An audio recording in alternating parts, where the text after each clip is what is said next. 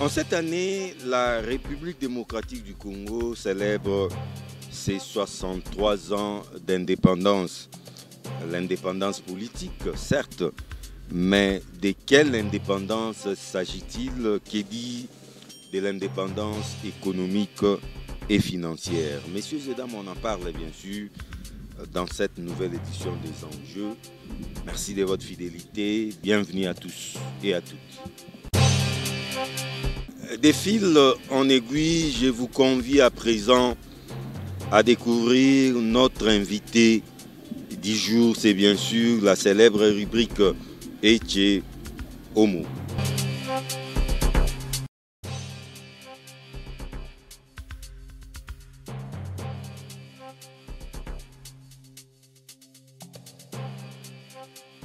Je m'appelle Dan Akarassis, je suis administrateur général des établissements HTC. J'ai une licence en Business and Development. Je suis marié, père de 2 enfants.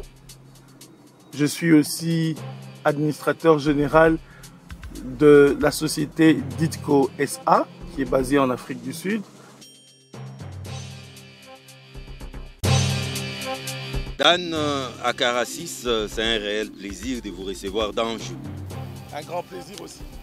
Alors on s'installe, hein? Merci beaucoup. On s'installe. De bonnes fêtes. Merci en tout cas. Merci beaucoup, Monsieur John. À 63 ans. Un plaisir, oui. 63 ans d'indépendance. Et on a atteint une maturité. On est assez grand aujourd'hui. Et 63 ans pour une nation, certains diront que c'est pas beaucoup, c'est rien.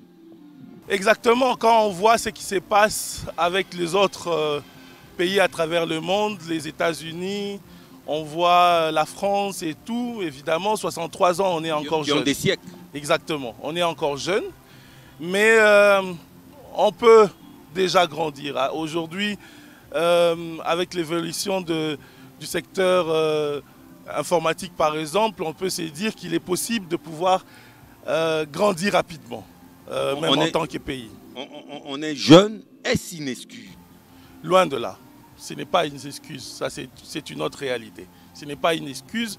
On est jeune en tant que nation indépendante, mais on peut se révolutionner. Nous avons vu beaucoup de pays qui se sont révolutionnés dans 30 ans et qui ont atteint une maturité extraordinaire et très influente.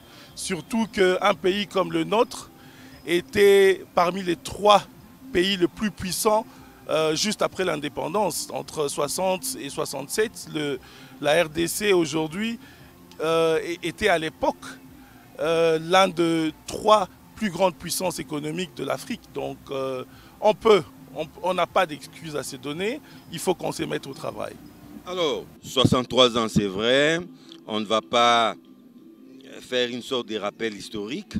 Mais il y a eu ce qu'il y a eu, indépendance politique, c'était la fête. Mais il devait se tenir aussi une table ronde économique. Exactement. Là, on n'en parlait pas beaucoup. 63 ans après, les Congolais est-ils indépendants sur le plan économique et financier? C'est ça la principale question. Exactement. Et on doit le dire ouvertement, honnêtement et franchement, le Congolais n'est pas indépendant. Le Congo, d'abord, en tant que nation, en tant que pays, n'est pas indépendant sur le plan économique, sur le plan financier. En tant que nation d'abord, en tant que pays. En tant que pays, en tant que nation, nous ne sommes pas vraiment indépendants. Mais ça, c'est grave. Exactement, parce que nous dépendons de l'aide extérieure. Quand nous dépendons de l'aide extérieure, c'est que nous ne sommes pas indépendants. Donc, et pire encore, le Congolais, en tant qu'individu, n'est pas indépendant sur le plan financier. Ce qui fait que beaucoup d'entre nous vivent d'une manière ou d'une autre de la dépendance financière qui vient des amis, de la famille, de l'extérieur, d'une manière ou d'une autre. Donc nous ne sommes pas indépendants sur le plan économique ni sur le plan financier. Non, mais ça ne sert à rien de les confirmer ou de l'affirmer de façon si péremptoire. Qu'est-ce qui fonde ces jugements-là? Tout d'abord, on doit le dire, sur le plan alimentaire, quelque chose qui est très banal.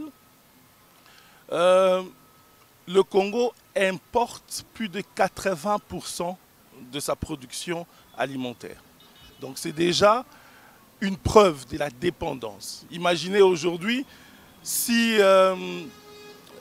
avec la guerre en Ukraine par exemple, on a vu cette dépendance en termes d'importation de farine de blé. Nous dépendons de l'extérieur. En termes des œufs, en termes de poules ou des poulets, le Congo dépend à 80% de l'importation sur le plan alimentaire, et les aliments, la nourriture est la base même d'une nation. Quand vous avez un problème d'autosuffisance alimentaire, ça prouve votre dépendance vis-à-vis de l'extérieur. Donc ça, c'est un point simple, très banal, qui prouve que nous ne sommes pas encore indépendants sur le plan économique et même sur le plan financier. Aujourd'hui, pour poser des actions fortes, nous dépendons souvent des institutions financières internationales pour arriver à pouvoir s'y prendre en charge. Et j'aurais appris que nous n'avons aucune banque congolaise. Ça aussi, c'est un autre problème.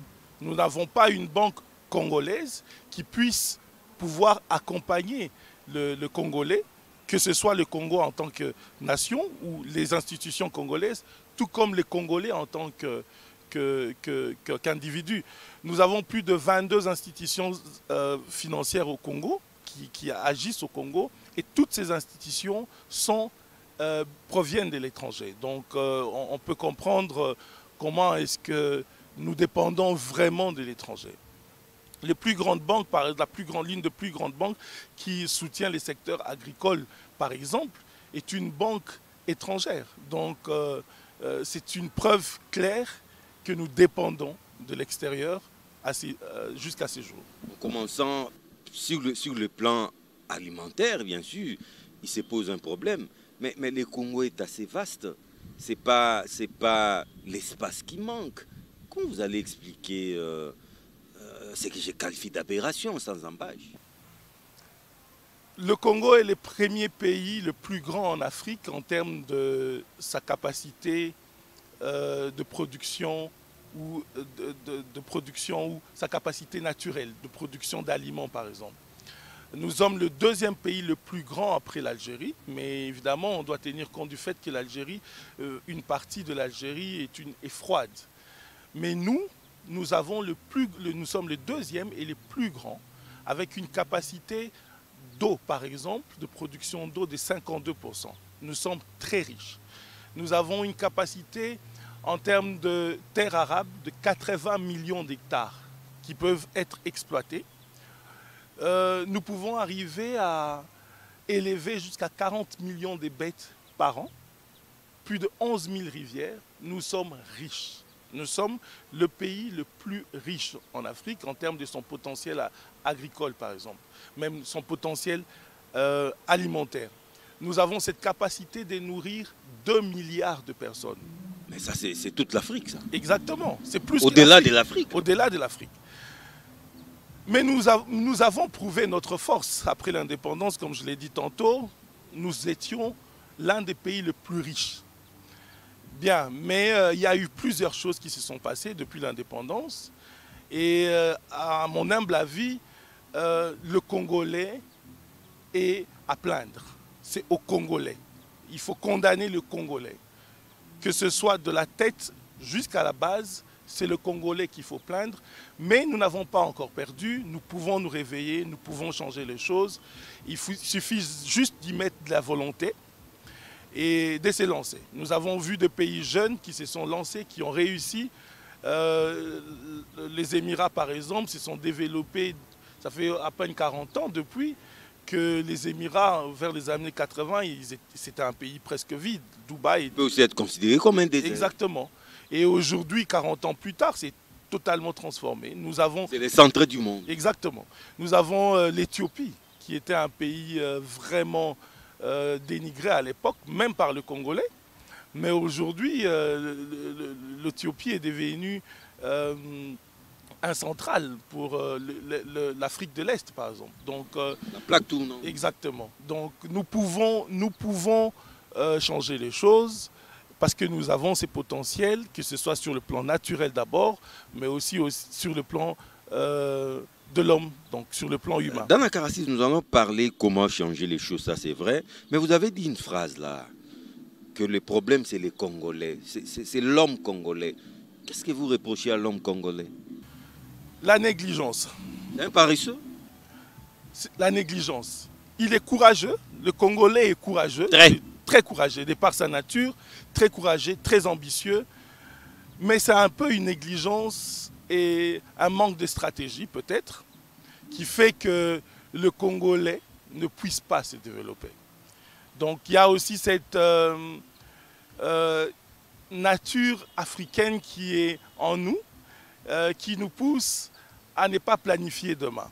Donc du moment que nous sommes riches, on s'est dit, on plante, on va récolter à tout moment, donc on ne pense pas à demain. C'est aussi un des grands problèmes que nous avons. Et il faut commencer dès aujourd'hui à penser et à planifier qu'est-ce que le Congo sera dans 10 ans, qu'est-ce que le Congo sera dans 30 ans, et travailler en fonction de cette vision, de manière à ce que chaque année, chaque mois, chaque semaine, chaque jour puisse permettre d'atteindre cet objectif que l'État peut se fixer. Dans la Caracis, vous êtes d'abord et avant tout un entrepreneur. Mais s'il faut parler de l'entrepreneuriat en République démocratique du Congo, je vois d'abord les jeunes, hein. C'est celui des jeunes. Pensez-vous que les sols congolais est une sol propice, est une sol à même de booster l'entrepreneuriat? Très, très évidemment. D'abord, nous devons changer l'idée dans nous. Le Congolais, les jeunes qui soient et qu'il est, doit penser à créer de l'emploi aujourd'hui au lieu de dépendre d'un certain travail. Créer de l'emploi, mais il faut qu'il y ait les vecteurs, et une sorte d'incubateur pour créer ces emplois, s'il n'y en a pas. Bien, ça c'est un point, oui, on peut le mentionner. Mais tout commence par la volonté personnelle et la détermination. Il est vrai que nous devons créer, et l'État ou les institutions, pas seulement l'État, hein, même les institutions privées, les universités par exemple, les centres de formation, doivent commencer à penser à créer cette envie d'entreprendre dans chaque jeune qui passe par eux. Tout commence par l'école. Tout passe par l'université. Pas nécessairement l'université aussi. Ça peut être au niveau des écoles, au niveau des centres de formation. Si aujourd'hui nous travaillons dans le sens d'encourager les jeunes à se former dans l'entrepreneuriat, et une fois qu'ils partent dans ces centres de formation, leur montrer ou leur donner des pistes, des solutions à exploiter, nous changerons la donne. Je vais donner un exemple banal. Dans beaucoup de pays aujourd'hui, des vendeurs d'arachides sont des millionnaires. Ce sont des vendeurs d'arachides. Mais ils ont cherché à développer une idée, à voir comment ils pouvaient bien vendre ces arachides et générer des millions. Et aujourd'hui, nous trouvons des vendeurs d'arachides à l'étranger qui sont des millionnaires. Kinshasa produit de l'arachide. Le Congo, la production en termes d'arachides est très importante au Congo. Mais est-ce qu'il y a un Congolais, est-ce qu'il y a des Congolais qui cherchent à promouvoir la culture des arachides et la vente des arachides de manière à devenir des millionnaires? Ça, c'est un problème. Donc, un exemple banal. Aujourd'hui, vous créez une petite société, vous vous mettez à emballer des arachides. Si vous avez des arachides bouillis, vous avez des arachides grillés, vous les mettez en paquet, vous les livrez à tous les bars. Vous allez créer une source de revenus. Vous pouvez créer des fournisseurs ou des points de vente. Kinshasa se regorge des milliers de bars. Qu'est-ce qu'on mange à côté? On mange des arachides, on mange des poulets, on mange de la chèvre, les ngoulous. on mange le ngoulou. Imaginez Les poulets maillots. Exactement. Créer aujourd'hui une petite société qui a pour objectif de livrer des arachides comme on livre la boisson de Bralima. C'est des millions qu'on peut générer là-bas. Donc tout commence par une idée. Et évidemment, cette idée, comme je l'ai dit tantôt, peut être promulguée ou propulsée dans les jeunes à travers des centres de formation et puis voir dans quelle mesure lancer. Donc aujourd'hui, des institutions, pas seulement responsabiliser l'État, ça c'est aussi un autre problème que nous avons dans notre pays. Nous responsabilisons l'État dans tout, alors que nous pouvons faire quelque chose. L'État-providence. Exactement. Imaginez un point. Sans être xénophobe, la plupart des gens qui gèrent l'économie de notre ville ou de notre pays sont des Indo-Pakistanais. Ils ne sont pas congolais. Exactement. Ils sont pas les indexés. Vous n'êtes pas les indexés. Mais quand ils viennent au Congo, est-ce qu'ils viennent avec l'idée de pouvoir aborder l'État pour lancer des projets d'investissement, ou ils commencent par ouvrir une petite boutique, organiser cette boutique et puis se lancer? Ils paient évidemment leurs taxes et ils se lancent. C'est avec des stratégies qu'ils développent qu'ils arrivent à grandir. Aujourd'hui, nous avons parmi les plus grands fournisseurs de denrées alimentaires, c'est quelqu'un qui à l'époque était un vendeur. Il avait une petite boutique au Maniema. Aujourd'hui, c'est tout un empire qui a été créé autour de ça. Mais ça a commencé par une petite boutique et avec une vision. Nous, aujourd'hui... Je dirais même les voyages de 1000 km commencent par un tout petit pas. Exactement. Donc, mais évidemment, on a une vision. On sait, le 1000 km nous mène tel endroit, mais on commence par un premier pas. Aujourd'hui, nous avons ces potentiels. Le jeune Congolais doit se prendre en charge et cesser de penser ou de dépendre d'abord de l'aide extérieure et, ou dépendre de l'aide d'un frère, d'une sœur, d'un ami ou même de l'État, s'organiser, mettre des plans sur papier et se lancer. C'est très possible d'y arriver. Et nous avons une population jeune, c'est-à-dire une population dynamique qui peut agir. C'est une force, c'est une richesse que beaucoup de... Mais est-ce une population ambitieuse? Ambitieuse, mais pas stratège. C'est un problème de stratégie. Exactement. Expliquez-vous. Exactement. Ambitieuse, mais pas stratège. L'ambition est simple. Nous voyons autour de nous maintenant des jeunes en train de vendre. Il y a des jeunes qui sortent à 4h, 5h du matin. En tout cas, qui se battent. Qui se battent. C'est de l'ambition, c'est de la détermination. Ils sont sous le soleil quinois du matin au soir. Ils veulent aller quelque part. Ils veulent aller quelque part. Mais quelle est la stratégie qu'ils ont? Est-ce qu'ils sont accompagnés pour arriver à créer une certaine stratégie? Accompagnés par qui? Par des institutions, par exemple. Étatiques ou privées? Étatiques, privées. Par d'autres hommes ou femmes d'affaires. Une sorte de synergie. Exactement. Aujourd'hui, on doit le dire, il y a beaucoup, sur les millions de personnes qui vivent en RDC, il y a quand même une certaine classe des entrepreneurs qui émergent. Ces entrepreneurs, comme moi-même par exemple, avons la tâche ou l'obligation de réunir ces gens, les aider à développer des plans d'affaires et les accompagner dans l'exécution de ces plans d'affaires. Et c'est comme ça que nous pouvons arriver à développer notre pays et à créer l'indépendance. Pas créer toujours des lobbies ou avoir des ambitions politiques, pas toujours, mais avoir des ambitions d'accompagnement dans les affaires. Si aujourd'hui, un entrepreneur comme moi ou comme des centaines d'autres dans la ville de Kinshasa ou dans notre pays s'engageaient à prendre sous leurs ailes 100 personnes. Allons sur un plan pratique. 1000 entrepreneurs ambitieux se décident de prendre sous leurs ailes 10 Congolais et les accompagner dans un secteur quelconque. Je rentre toujours dans le secteur des arachides, dans les arachides par exemple. Ça fera 10 000 entrepreneurs qui peuvent être créés dans 6 mois. Si la prise en charge est d'une durée de 6 mois.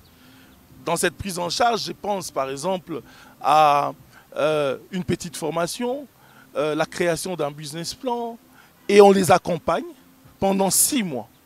Aujourd'hui, avec $100, c'est arrivé à tout le monde. J'ai manqué 100 $ dans ma vie. J'ai manqué 5 $ dans ma vie. Non, ça arrive à tout le Ça monde. arrive à tout le monde. Donc, mais quand tu manques 5 $, Loger les diables dans sa poche. exact.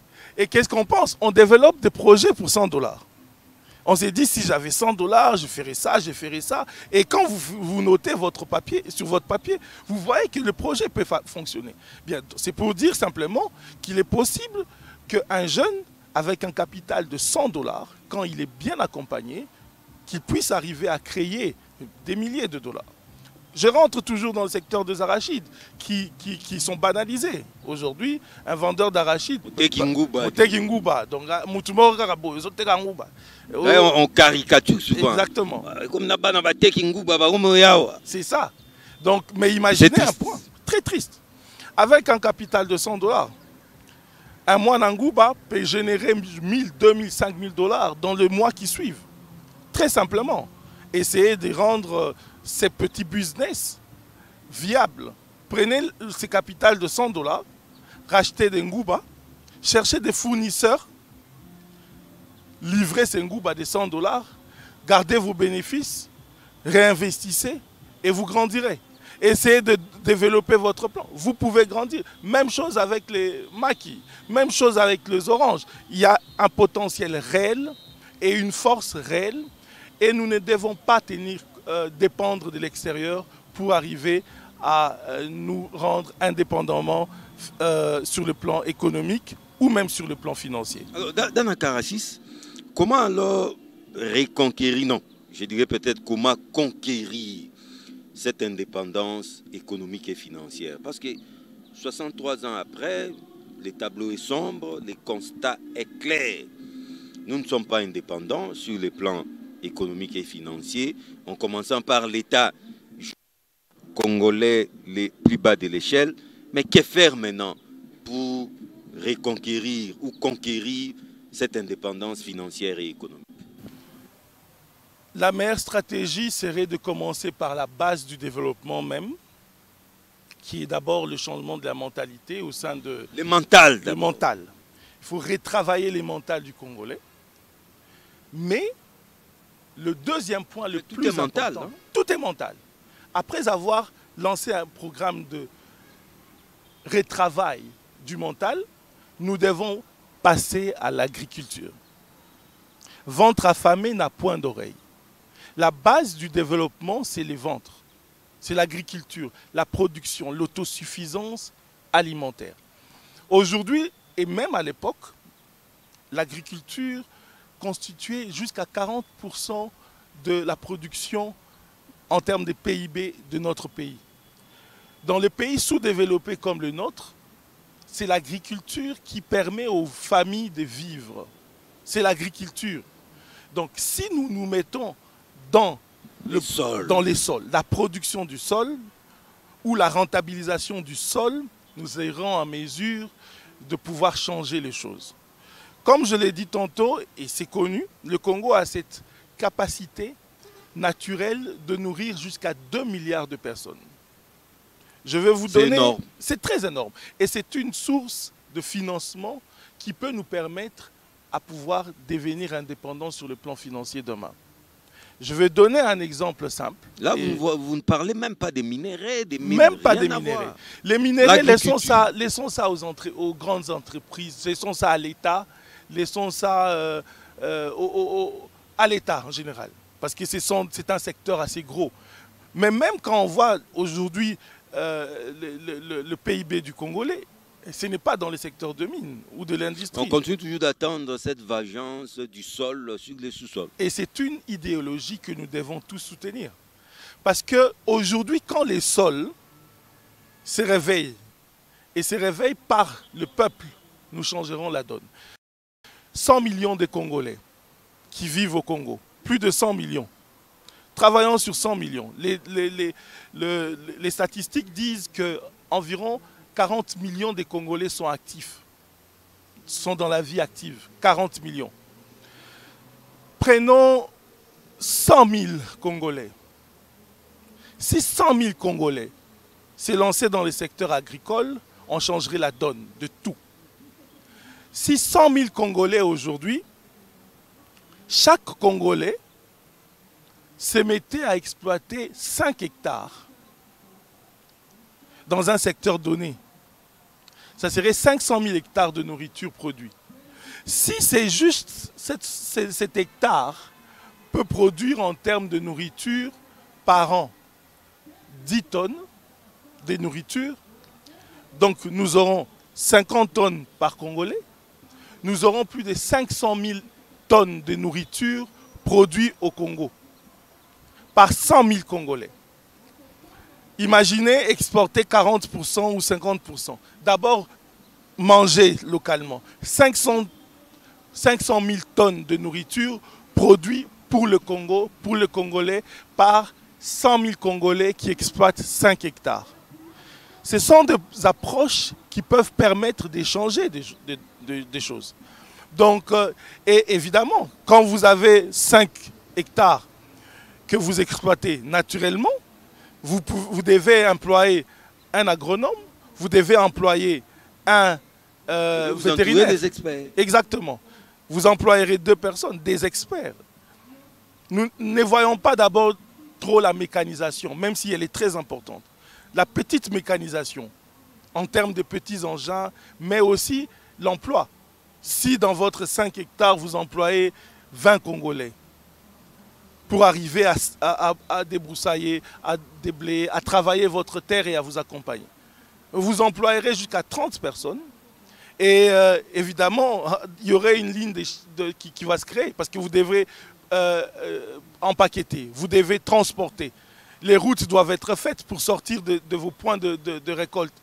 Donc, ça enchaînerait automatiquement beaucoup de choses. Il y aura l'industrie qui serait créée, il y aurait de l'emploi qui sera créé dans toutes ces chaînes de production qui seront faites. Et au final, vous créerez de l'emploi pour des millions de personnes. Mais en passant par 100 000 Congolais. Donc, je pense que les politiciens doivent commencer à penser aussi à comment accompagner ou créer des projets avec un certain nombre de personnes à accompagner. Pas seulement voir l'aide extérieure et se lancer. Je retombe sur une actualité qui était vraiment à la une il n'y a pas longtemps, les maïs. Les maïs. Les maïs. La pénurie de maïs. La pénurie de maïs. Bien. En plein 21e. Imaginez. Rentrons dans la même stratégie. Nous avons le grand site de Bukangalozo. Je ne sais pas s'il a combien d'hectares aujourd'hui. Mais imaginons 5 000 hectares, 10 000 hectares pour une production de maïs. Mais simplement, essayons de soutenir 1000 Congolais, 2000 Congolais, et donnons-leur la tâche d'exploiter 5 hectares et de produire le maïs. Nous allons clore ce débat. Parce que quand vous avez une petite quantité de terre à exploiter et vous avez l'appui technique et le soutien, vous arriverez à exploiter cette terre. C'est exactement ce que les Belges ont fait avec PLZ à l'époque. C'est une stratégie qui a réussi en Afrique. Ils responsabilisaient des familles avec des petits étendues de terre et puis les accompagner sur le plan technique et dans la production. Exactement. Et c'est à l'époque, nous avons des millions et des millions de tonnes de noix de palme, par exemple, qui étaient produites. Oui. Et c'est une stratégie qui fonctionne dans des pays sous-développés. La Chine a réussi à exploiter son peuple et l'introduire dans le secteur agricole et plus tard dans le secteur industriel. Et aujourd'hui, pour les maïs, donner à 2000 Congolais un capital pour chacun exploiter 5 hectares. Ça sera aux environs de 10 000 hectares exploités. Si nous avons 5 multiplié par 5 tonnes chaque 6 mois, produits par le Congolais. Donc, nous allons évoluer. Nous pouvons évoluer. Il suffit de développer des stratégies qui partent avec les peuples et qui fonctionnent pour les peuples. Et on réussira. Donc, c'est un tout petit peu ça. Et nous devons chercher à voir dans quelle mesure, mais non, pas nécessairement dépendre ou créer des fonds extérieurs pour accompagner ces personnes, mais créer et produire des fonds à l'interne. Quand nous avons un budget pour acheter 2 millions de tonnes de maïs à l'extérieur, je ne sais pas, 300, aujourd'hui, la tonne, je ne sais pas, elle est à combien, mais bien, si vous avez un budget d'acheter même 10 000 tonnes de maïs à 300 $, c'est aux environs 300 000 ou 3 millions, 4 millions, ou 30 millions de dollars, si je fais bien le calcul.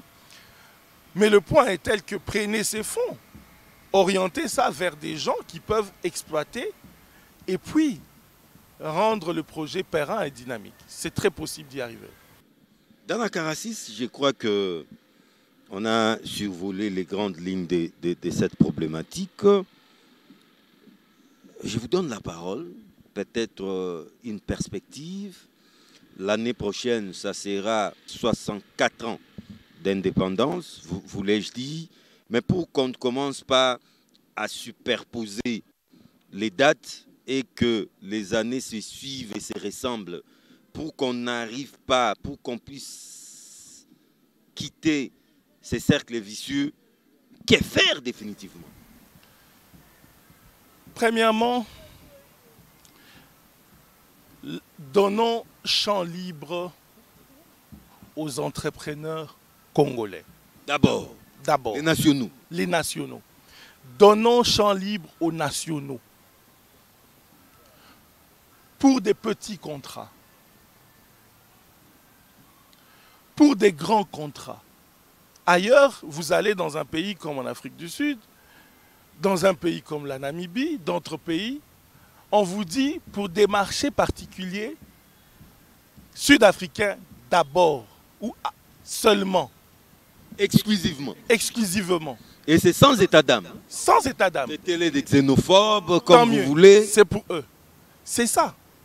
Responsabilisons nos entrepreneurs congolais. Ensuite, mettons des garde-fous autour d'eux, en les faisant accompagner par des auditeurs, par exemple, pour qu'ils puissent arriver à bien gérer ce qu'ils sont en train qu'ils doivent livrer. Ensuite, accompagnons-les avec des fonds. C'est vrai, nous avons des fonds qui ont été créés pour les entrepreneurs congolais, mais ces fonds doivent être réels et mis à la disposition de ces entrepreneurs pour arriver à agir. Nous, moi-même, en tant qu'entrepreneur, aujourd'hui, je me suis décidé personnellement à focaliser sur comment appuyer les jeunes entrepreneurs. Ah bon, vous êtes lancé dans ça? Exactement. Vous le faites comment? Nous, dans le cadre de notre projet, je suis administrateur général d'un projet qui s'appelle Tolei Samboka. Ouais, vous l'avez dit. Exactement. Donc, dans le cadre de ces projets, nous accompagnons ou nous aidons des jeunes à créer des entreprises de gestion agropastorale. Et nous les accompagnons pourvu qu'ils puissent créer des sociétés qui plus tard permettront d'accompagner des entrepreneurs qui se lancent dans le secteur agropastoral. Donc, nous avons d'une manière ou d'une autre le soutien de l'État, mais ce n'est pas une initiative étatique, mais c'est une initiative qui vise à soutenir et accompagner l'État, d'une manière ou d'une autre. Alors, nous disons, il est temps que l'État, d'une manière ou d'une autre, puisse accompagner des initiatives comme ça. Et nous ne sommes pas les seuls. Il y a beaucoup de jeunes entrepreneurs à Kinshasa qui accompagnent d'eux-mêmes, qui ont des initiatives personnelles d'accompagnement des entrepreneurs ou des jeunes entrepreneurs. Je pense aussi qu'il est temps que le Congolais puisse ne pas toujours penser à la politique. Pas toujours trop politique. Hein. Trop politique. Tout le monde veut être député, tout le monde veut être quelque part. Donc les partis politiques, c'est une entreprise au Congo. Beaucoup de gens pensent entrer en politique pour peut-être arriver à sécuriser leurs affaires.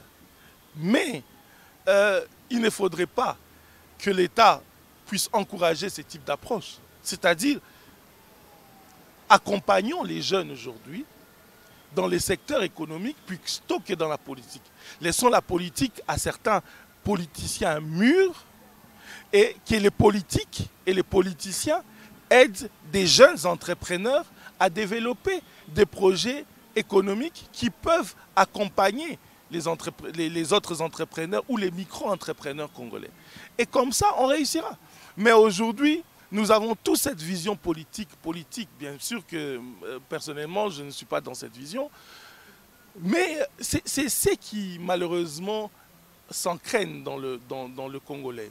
Donc, pensons aujourd'hui à l'économie, aux finances, que le politique pense à accompagner les entrepreneurs congolais, que le politique et l'administration congolaise et étatique pensent à donner des marchés d'abord aux Congolais. D'abord aux Congolais. Les sous-traitances, d'abord aux Congolais. Parce que ces Congolais qui entreprennent traversent des stress comme vous n'avez pas idée. Donc, ce sont des stress qui peut-être amènent certains à entrer en politique. Des stress qui traumatisent ben des oui, fois. Parce qu'après, tellement vous avez des pressions et des stress qui souvent viennent des politiques. Vous vous dites que je me cache en politique pour sécuriser mes affaires. Autant y aller moi-même. Autant y aller, pour sécuriser mes affaires. Même si quelqu'un n'avait pas envie de faire la politique, il commence à chercher un parti pour arriver à sécuriser ses affaires. Ce n'est pas à encourager. Et je pense que l'État et nos grandes institutions étatiques, de la présidence au Parlement, au Sénat, penser à comment protéger ces jeunes qui entreprennent et les accompagner.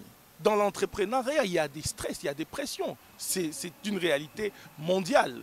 Mais au Congo, quand un entrepreneur a une petite pression, a un problème, et tout, les politiques entrent et cherchent à les faire arrêter, cherchent à les créer des problèmes, au lieu de les accompagner.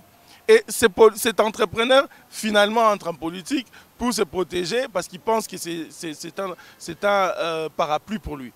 Donc, pratiquement, encore une fois, moi, je proposerais vraiment que le Congolais puisse se lancer dans le secteur entrepreneurial, que l'État congolais puisse accompagner les entrepreneurs congolais à pouvoir développer des projets et des idées, et ensuite que l'entrepreneur congolais et les Congolais lui-même puissent développer des stratégies pour arriver à créer des entreprises ou des micro-entreprises. Dana Karassis, c'était bien qui finit bien. Merci je vous en tout donne cas. la parole. En quelques phrases, ça sera votre conclusion. Qu'est-ce que vous pouvez dire aux Congolaises et Congolaises qui nous suivent en ce moment? Je dirais que moi, na Congo, l'ipanda ya solo, eza l'ipanda économique. Ceux qui jeunes Congolais nyonso, à se lancer d'une manière ou d'une autre dans l'entrepreneuriat, Congo et Koko la lobby. Ceux qui l'élo, tout comme il développer ba idée na ba stratégie, ou ekoki ko permettre biso individuellement Koko la lobby moi na nguba koki okoma millionnaire. Mais pour y arriver, tout sengi pe ba konzi ya mboka ba accompagner ba Congolais, ba jeunes Congolais, ba entrepreneurs Congolais, oyo bazozwa musala au sérieux. Ça ne sert à rien de pouvoir importer ou ramener ba fonds ya ba Congolais à l'extérieur pour arriver à acheter l'Ibanda alors que Tokoki ko produire out.